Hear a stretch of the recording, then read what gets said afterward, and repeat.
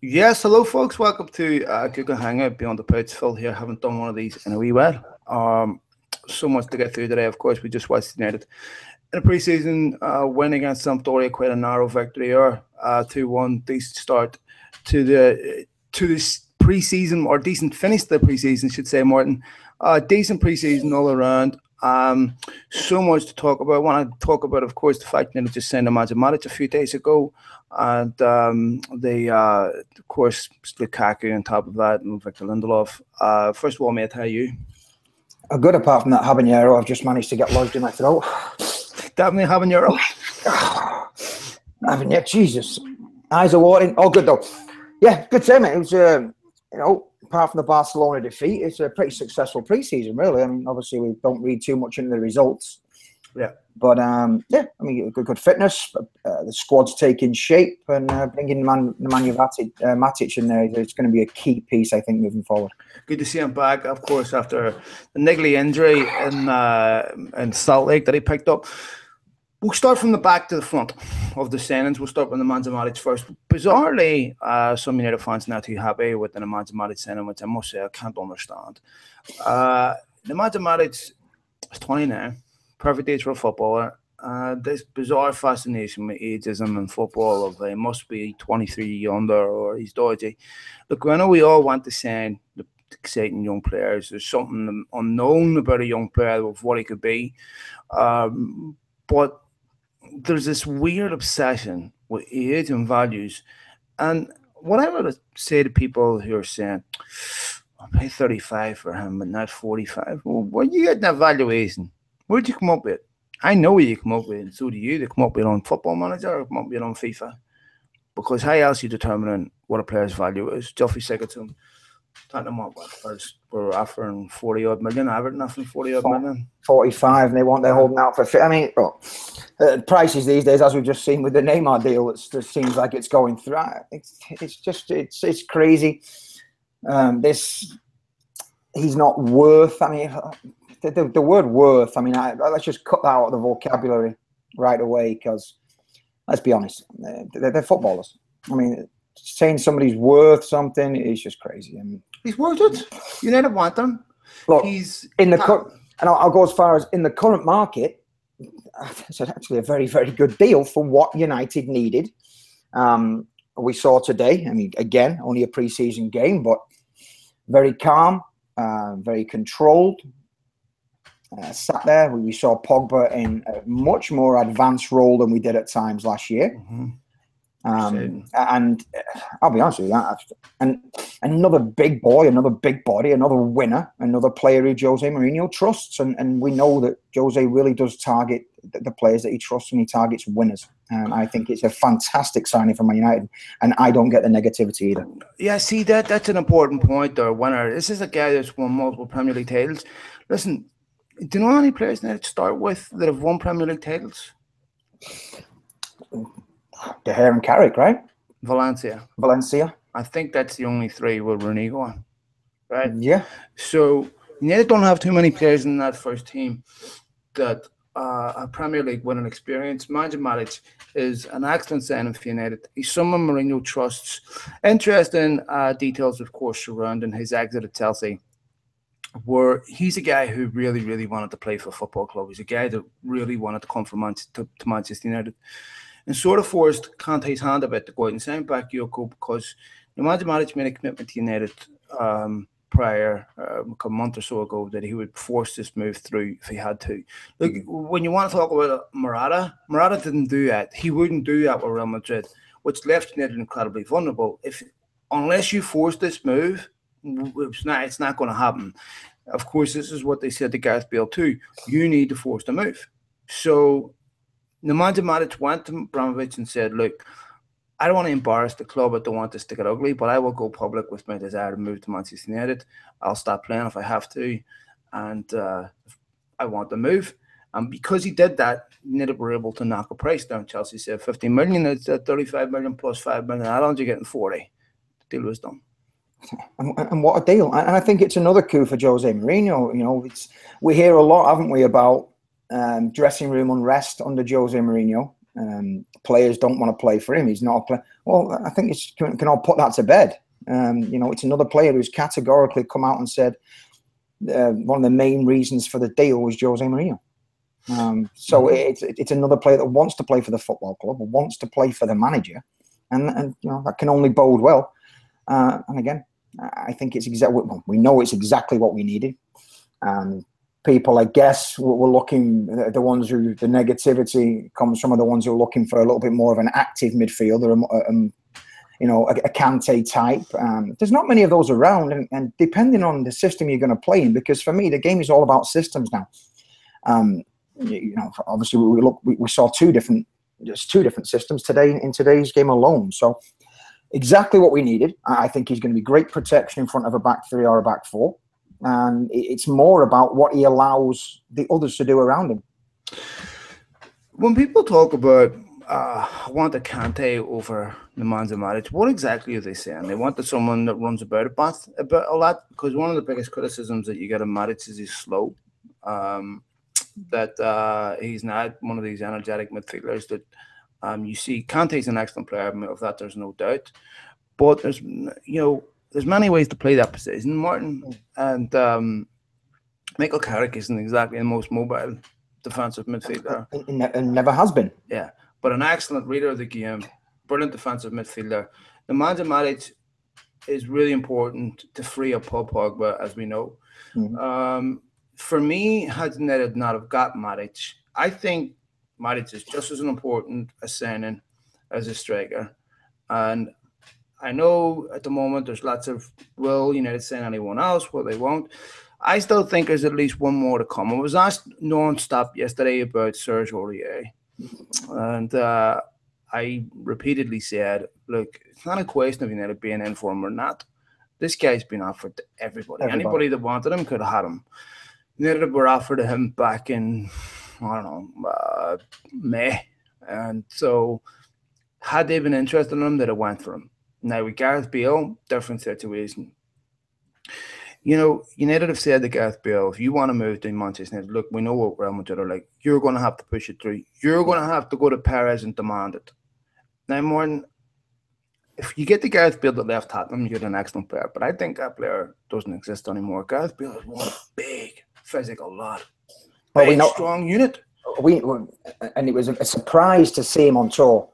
When we saw in that game from up high in the press box there, I couldn't believe how broad he's become. And I almost wonder whether that's to his detriment, because he is a big boy now. And his injuries have started coming along. And we talk about players being worth whatever they were. I mean, I'm just not sure about his fitness. And, like you say, if you get the Gareth Bale from a couple of years ago, it's an absolute wonderful signing. But there's been shades of that, really, and he's not had these long runs in the team, and who knows what system they're going to go with this year. They're evolving a little bit with Ronaldo going into the 9 now a little bit more. I'm just not sure. I mean, I wouldn't be disappointed, but I mean, it's that transfer and that the potential of that transfer is that's dodgy. Yeah. I think that's a good summation. I wouldn't be disappointed. I mean, okay, he comes to it, that's fine. But I wouldn't have had the same excitement that I would have had 2 or 3 years ago if Gareth Bale came to United, where you were looking at that player saying, for me, probably top 2-3 white players in the world. Well, I think, and on that, I think now you're seeing, certainly today's first half, I think you're seeing why we were pushing so hard for Perisic. Mm-hmm. Darmian's not the answer in that if we go with a wing back. And Darmian can fill the role. Doesn't necessarily deliver a great ball, even though he did set up the first goal today.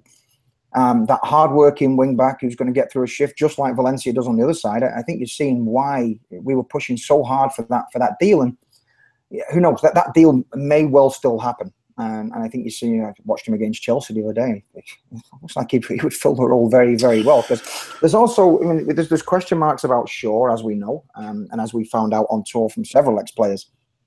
The mental aspect of the game may well not be there, and there's just no confidence from the players ex-players that we spoke to that he's ever going to make it at United. There's serious question marks to the point where people don't even know when he's coming back. We heard mixed reports on whether he was doing any stuff on the pitch, whether it was just in the gym, whether it was just in the pool. So there's a lot surrounding Luke Shaw, and I just don't know. The longer it goes on, the less his chances become, because in an evolving system now, players are going to take that jersey. Well, it's funny, you look at the phases of recruitment and rebuilding that United have done, that Mourinho has done. You look at, he's addressed so much of the span with Bailly, with now Lindelof, with, he's revitalised Marcus Rojo. Of course, now he's got Nemanja Matic, Lukaku. The next phase of rebuilding for me is going to be the fullbacks. It's going to be Luke Shaw, left back. United will have to address that situation. Just like you said, there's some serious concerns about whether he'll ever deliver. The other concern, of course, was, does Tuanzebe have the awareness to play as a centre half? Maybe not. That's a concern that some people have at the club. That would be well positioned to give that analysis. I think you'll see Young, Mata will go. Not now, but the next phase of recruitment, probably one more year. Ashley Young wanted to leave in January. Asked if he could go out on loan in January, and United were looking at that and entertaining that. Obviously, he's injured, and so I think the way players will go, all depending on what happens with Mkhitaryan this season. Mkhitaryan must deliver, must be a much more effective player for United. He has to score more, Martin. He has to create more. But what United want in a winger is someone that is very direct, that's going to put the ball in early and quickly for what Mourinho calls the best header of the Premier League, best header of all the Premier League in Lukaku. Martial is someone that beats a player, cuts inside, shoots. Mourinho wants a player like Paris. It's an old-fashioned winger, gets the ball, lets the ball do the work, doesn't need to beat the player, puts the ball directly in on top of Lukaku. And he thinks if he can get that player that's going to do that for him, then you'll see a much more effective Lukaku. Oh, yeah, I don't think it was any coincidence today that we saw Mkhitaryan just playing off and around Lukaku in that 3-5-2/3-4 or 3-1-4-2. And he was more effective. He was popping up in different areas. I don't see him as an out-and-out winger. I definitely see him someone just buzzing around in front of that midfield and behind a main striker. But he's definitely got a lot to prove. I mean, he was exciting at times, but there was no consistency. He's got to find that consistency, as does Anthony Martial. Moments of brilliance. The ability is certainly there.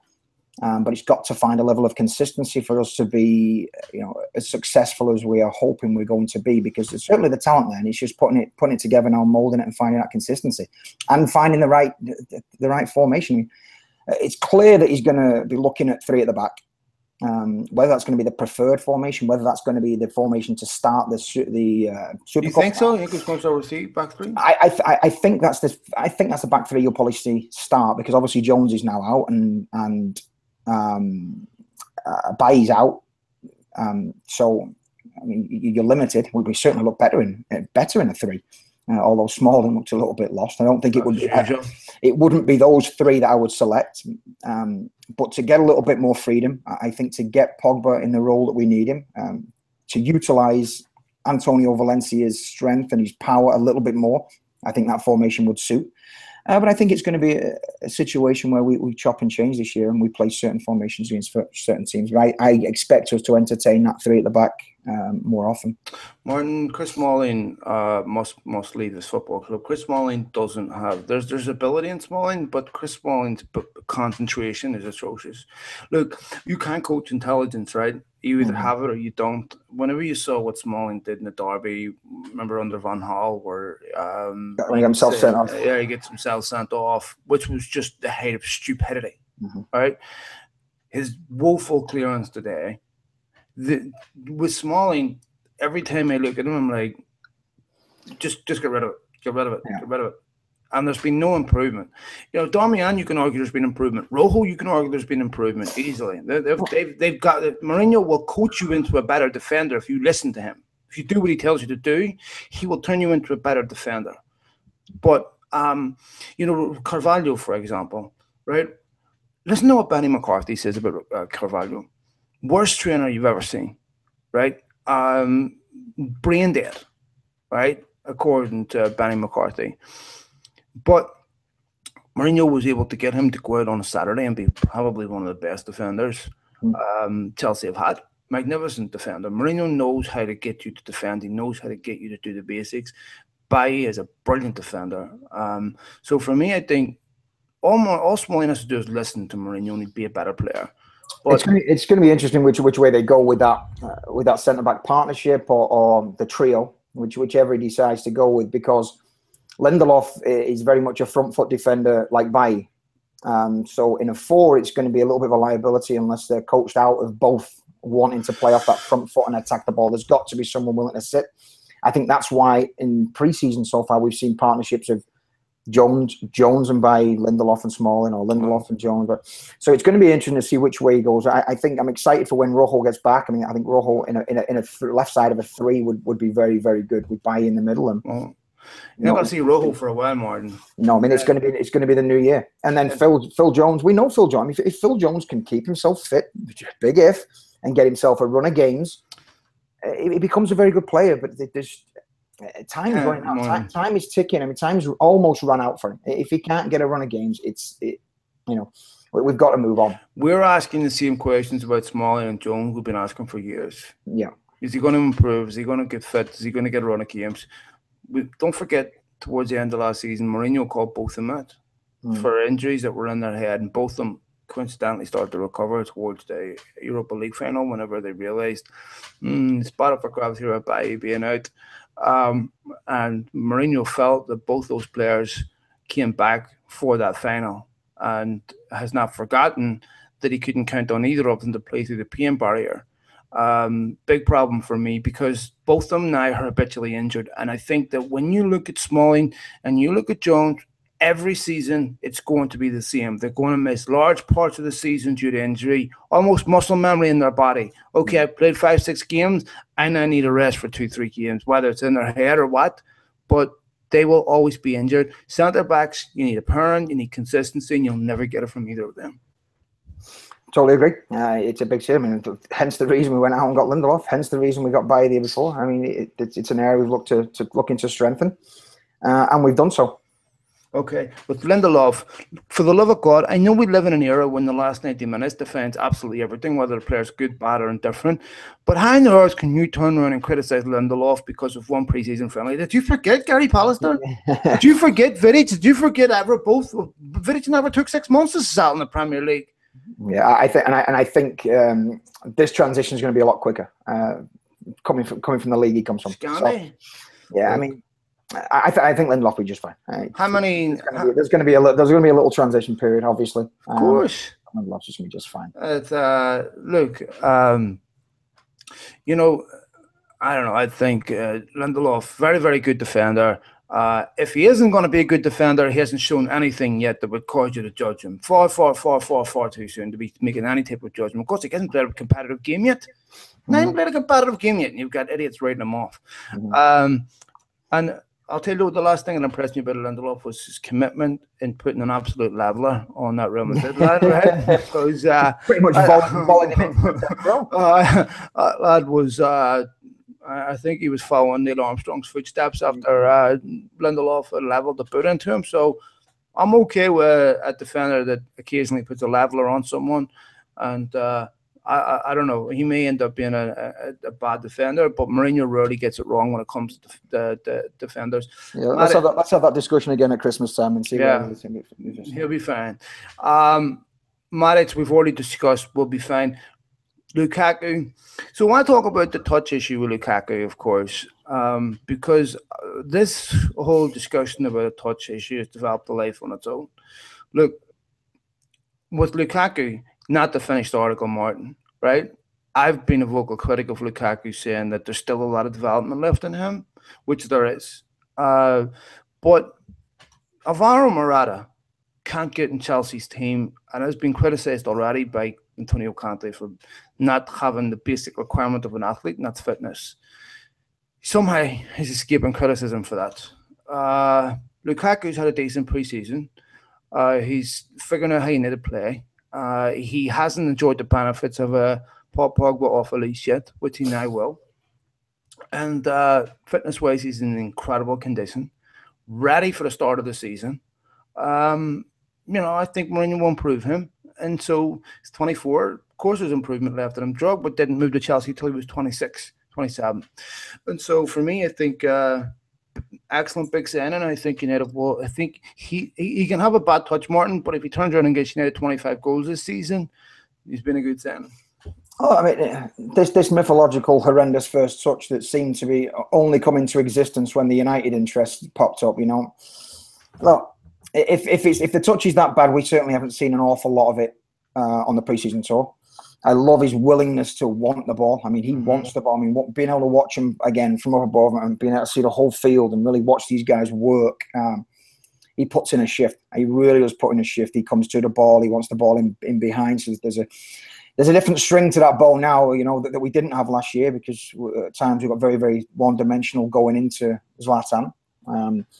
I think it's not out of the realms that he'll get between 25 and 30 with the amount of chances that he's going to get. I mean, and again, like you said, with Pogba being off the leash a little bit more, it's going to come a little more space.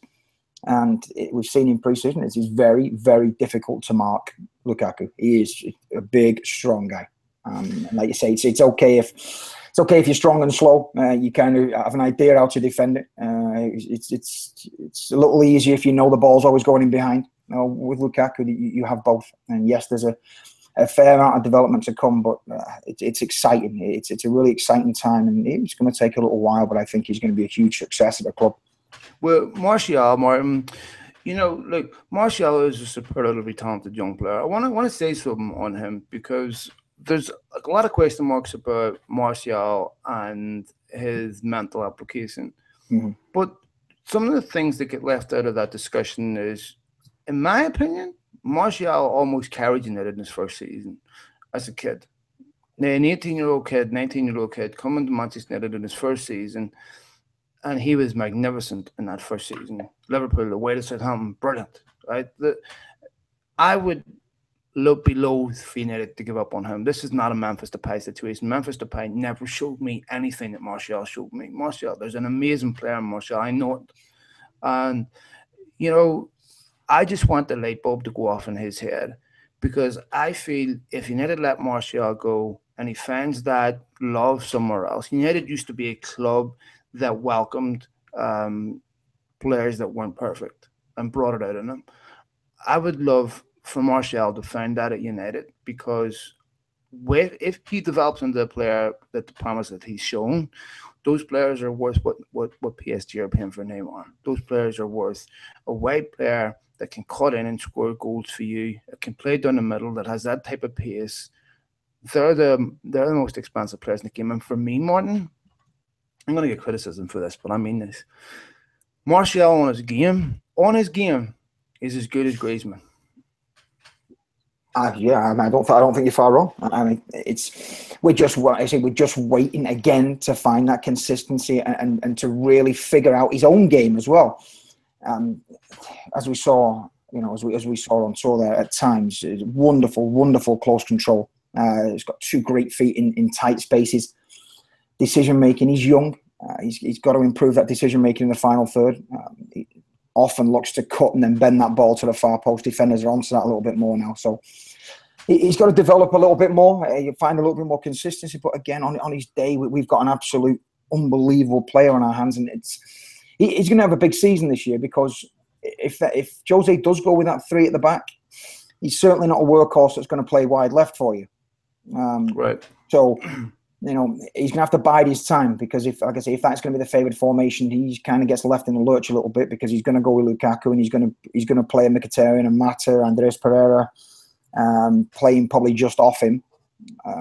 Likewise, Rashford in that three at the back system, you know, he's going to have to bide his time a little bit. So there's going to be changes. I mean, there's going to be plenty of time knocking around for everybody. I mean, we're going to play 60 odd games this year, hopefully.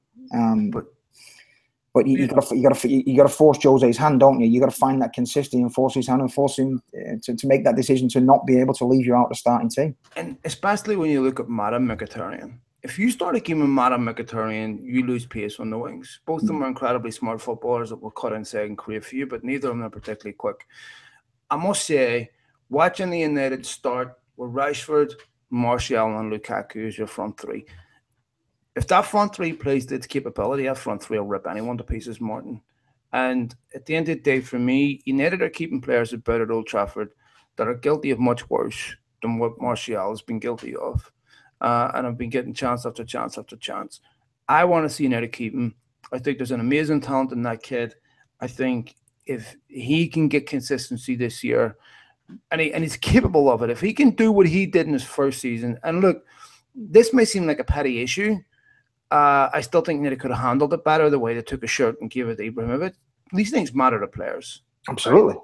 Ego. You just took my number. I've had an amazing season. Just took it and gave it to Ibra. You know, that matters to players. What did it? Martial. I know Ibrahimovic is a super player, right? And it's not an insult to get the number 11 shirt. But he just started developing his AM9, his brand. So, and these guys in brands now, and they've got their numbers and names plastered all over everything, deals left, right, and centre. It was a big kick in the teeth to be taken, and a big show, a lack of confidence. To me, it wasn't a brand issue. To me, it's ego issue. You took my number and gave it to somebody else who's never done anything for this club. I'm the future, right? He's 35. I've just had an amazing season. I think he was the United Player of the Year that year. You know, why did I lose my number? You know, I still think that could have been handled better. Player of the Year was De Gea. Was it De Gea? He played 3 years in a row, didn't he? But yeah, that's right.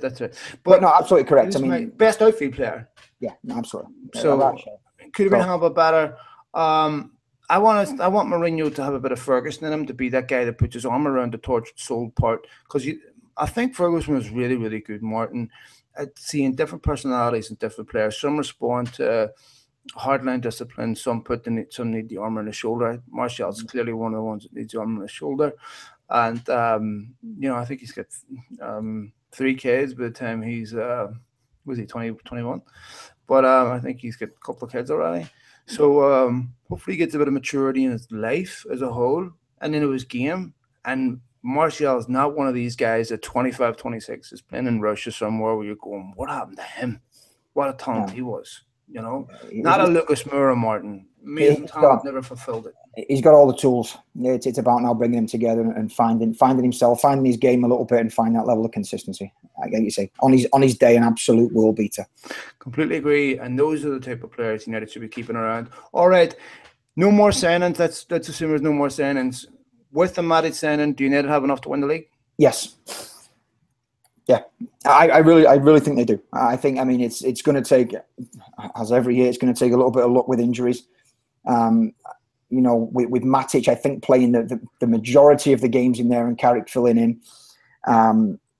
With Lukaku, I know you're just changing, not like for like, but you've only really replaced Zlatan with another forward. Obviously, we've lost one. I think Pereira's going to play big minutes this year.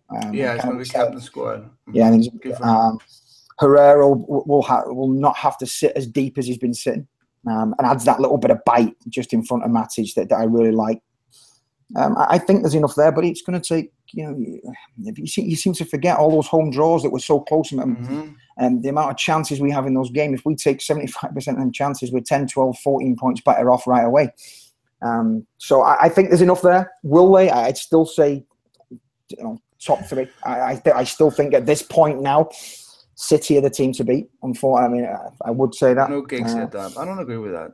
I think they are. I think there's going to be so many goals. I mean, I think they're going to go the old Fergie way, and I think they're going to try and score 4 or 5 a game. They're going to concede goals, but I think they've got so many goals in that squad. I think they're going to.